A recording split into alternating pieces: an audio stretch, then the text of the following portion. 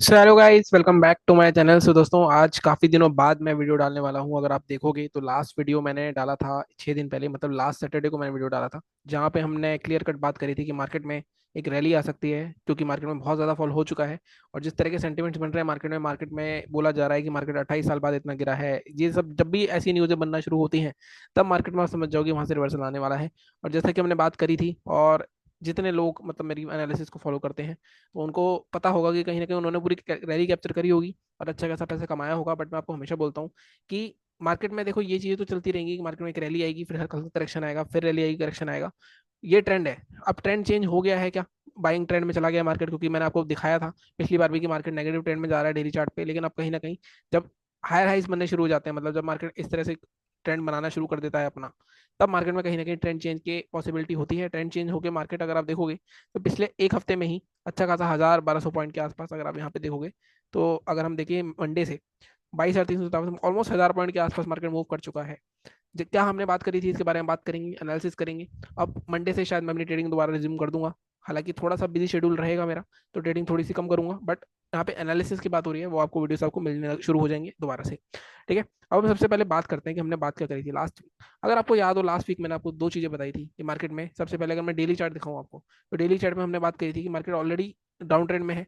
यहाँ पे market consolidate कर रहा है, डिसाइड कर रहा है मार्केट को कहाँ जाना है। मैंने आपको एक रेंज भी बताई थी कि मार्केट अगर 22,650 और ये रेंज होगी, इस रेंज के मार्केट जैसे ऊपर निकलेगा, तो एटलीस्ट मार्केट को 23,200 के आसपास का मैंने आपको टारगेट बताया था कि 23,200 तक मार्केट आ सकता है। उसके भी ऊपर जा चुका है मार्केट। तो जिसने यहाँ पे कैप्चर करा लिया होगा तो कर लिया होगा, लेकिन जिसने नहीं करा होगा तो वो अगली बार के लिए अब थोड़ा तैयार रहे, क्योंकि पोजिशनल में पैसे ज्यादा बनेंगे रेदर देन इंट्राडे में। क्योंकि ऑप्शंस बाइंग में जो ऑप्शन मैनिपुलेशन है, प्रीमियम मैनिपुलेशन है, ये बहुत ज्यादा हो रही है।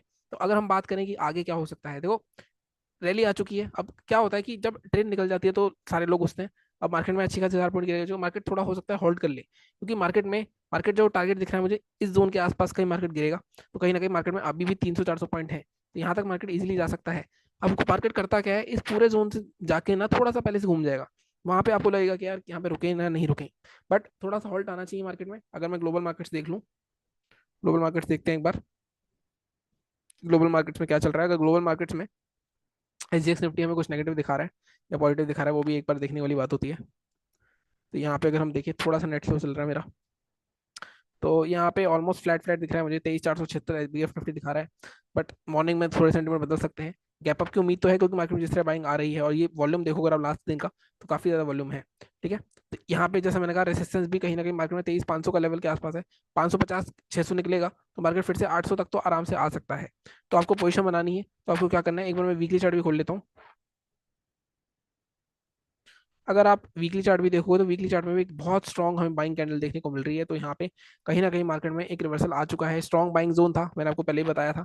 बट ये जो जोन है पूरा, ये वाला जोन पूरा पूरा रेसिस्टेंस जोन है। तो मार्केट 23,500 के आसपास से घूम सकता है। अब मार्केट को क्या चाहिए, अगला मार्केट को अपना ब्रेकआउट चाहिए, मार्केट को इस ट्रेंड लाइन का। जिस दिन ये ट्रेंड लाइन का ब्रेकआउट आएगा, तब आपका टारगेट सीधे 24,600 तक का भी ओपन हो जाएगा। तो ये कोई छोटी मोटी कैंडल नहीं है, स्ट्रॉन्ग कैंडल है। ऐसी स्ट्रॉन्ग कैंडल अगर आप पीछे देखोगे, ऐसी स्ट्रॉन्ग रिकवरी कैंडल आपको नहीं दिखेगी। मार्केट में बाइंग तो आ रही थी, अगर आप देखो मार्केट नीचे आ रहा था बाइंग आ रही थी, नीचे आ रहा था बाइंग आ रही थी, लेकिन इस तरह की कैंडल आपको नहीं दिखेगी। तो ये कैंडल तो स्ट्रॉन्ग है, बट ये एक हर्डल है मार्केट का 23,570 का। तो अगर हमें बाइंग की पोजीशन बनानी है, तो हम क्या लेवल लेंगे, हम लेंगे 23,570। अगर 23,570 या 23,600 मान लेते हैं, 23,600 के ऊपर ही हम अगली पोजीशन बनाएंगे। 23,600 के ऊपर सीधे अगला टारगेट जो आपका ओपन होता है, वो सीधे सीधे 23-24 हज़ार के आसपास का ओपन हो जाता है। 400 पॉइंट हमें मिल सकते हैं इजिली। अगर मैं इसको डेली चार्ट पे कन्वर्ट करूँ, तो डेली चार्ट पे भी आप देखोगे तो ये ऑलमोस्ट 300-400 पॉइंट आपको मिल सकते हैं। बट मैं आपको हमेशा एक कैच बताता हूँ कि जो 800 वाले लेवल होते हैं, 800-850 पे, यहाँ पे मार्केट रुकता जरूर है। तो पोजिशन बनानी है किसी को, तो 800 पे आधा प्रॉफिट बुक करना पड़ेगा। 24,000 तक के टारगेट के लिए हम जाएंगे, 400 पॉइंट आपको हमें इजीली मिल सकते हैं। सेलिंग अगर करनी है, अब तो देखो सेलिंग जब भी रैली आती है ऐसी, तब हमेशा मुश्किल होता है सेलिंग का हम क्या लेवल निकालें। तो ऐसे केस में मैंने आपको एक तरीका बताया हुआ है, यहाँ से फिबोनाची जहाँ से रैली स्टार्ट हुई है, वहां से जहां तक आ चुकी है, वहां तक की एक फिबोनाची बनाओ, और यहाँ पे 50% लेवल निकालो। 50% इस रैली का जोन आ रहा है 22,867 के आसपास ही, आई थिंक 22,700 के आसपास। 22,700 के आसपास इसका जोन आ रहा है। तो 22,700 के नीचे ही बेसिकली, अब ये फिबोनाची भी क्या दिखा रहा है, बेसिकली अल्टीमेटली प्राइस एक्शन होता है। ये जो डब्ल्यू बैटन का ब्रेकआउट हुआ है, फिबोनाची भी कह रहा है इसके अंदर क्लोजिंग आ जाएगी, तब जाके हम सेल कर सकते हैं। बट मैं आपको बोलूंगा, आपको थोड़ा सा रुकना पड़ेगा। अब मार्केट में, अब एडजस्ट मान लो, इतनी वेट देर आप वेट नहीं कर सकते, 600 पॉइंट है। तब आपको एक साइकोलॉजिकल लेवल क्या है हमारा, 23,000 के आसपास का। तो अगर मार्केट 23,000 के नीचे दोबारा आ जाता है, मतलब ऑलमोस्ट 22,950 के नीचे 30 मिनट कैंडल क्लोज करता है, तब हम सेलिंग की पोजीशन बना सकते हैं। पहला टारगेट हमारा 23,712 रहेगा। इसके भी नीचे आता है तो हम ये जोन क्या, जो लोअर रेंज है, ऑलमोस्ट 22,500 के आसपास तक का, यहाँ तक का हम मतलब ऑलमोस्ट 400 पॉइंट हम यहाँ पे कंसिडर करेंगे, और 400 पॉइंट हम यहाँ पे कंसिडर करेंगे। तो मेन लेवल क्या है, 23,600 और 22,900। इसके बीच में पोजीशन नहीं बनेगी, इंट्राडे ट्रेड हो सकता है। अब इंट्राडे के लिए बात कर लेते हैं, तो 15 मिनट के चार्ट पे चलते हैं, डिलीट करते हैं सब कुछ, आप मार्क कर लेना लेवल्स। 15 मिनट के चार्ट पे चलूँ अगर मैं, और यहाँ पे हम इंट्राडे के लेवल से अगर देखें, तो मार्केट में बहुत अच्छी खासी रैली दिख रही है हमें। ठीक है, तो इस रैली में नॉर्मली होता क्या है कि मार्केट डिप्स में बाइंग होती है। बाइंग मतलब दो तरह की रोल होते हैं, बाय और dips and sell on rise. अब यहाँ पे बाय और डिप का स्ट्रेटेजी कहीं ना कहीं दिखेगी। आप देखो जब भी फॉल आ रहा है मार्केट में रिवर्सल आ रहा है, तो ऐसे केस में अगेन मार्केट में सेलिंग करने के लिए आपको थोड़ा सा वेट करना पड़ेगा। यहाँ पे अगर मैं सेलिंग का आपको लेवल बताऊं, तो यहाँ पे अच्छी खासी रैली आ रही है, तो ये स्विंग जो है, इस स्विंग के नीचे मार्केट को 23,275 के नीचे बेसिकली आप सेल कर सकते हो। टारगेट हमारे आराम से 23,211 के आसपास पहला रह सकता है, 220 के आसपास का।